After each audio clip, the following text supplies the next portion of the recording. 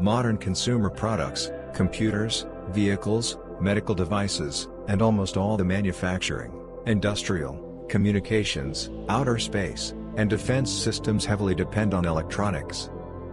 However, electronic components are vulnerable to damage due to moisture, which can penetrate electronic equipment in a variety of ways.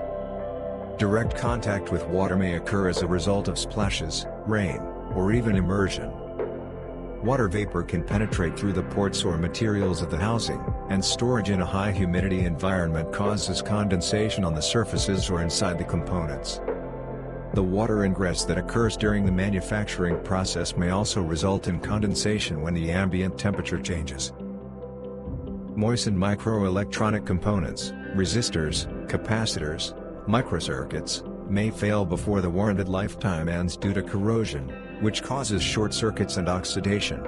The latter increases resistance, attenuates signals, and causes faulty operation of electrical circuits. In order to prevent these problems, it is recommended to control the humidity level indoors by means of dehumidifiers and fans. It is also important to keep the temperature in storage warehouses within a range of 15 to 30 degrees Celsius. However, if ingress of moisture has occurred, it is necessary to dry electronic microcomponents.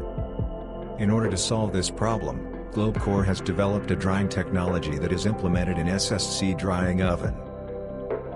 The SSC is a drying oven made of heat-insulating material with trays for parts and a sealed door.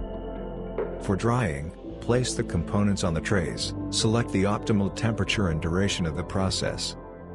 The unit will do the rest.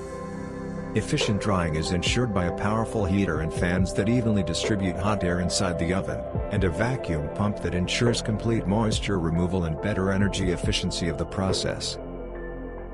For resistors, the recommended temperature is up to 150 degrees Celsius, and for capacitors, the recommended temperature is 85 to 105 degrees Celsius. Microcircuits should also be dried at temperatures below 100 degrees Celsius to avoid damage to their internal components.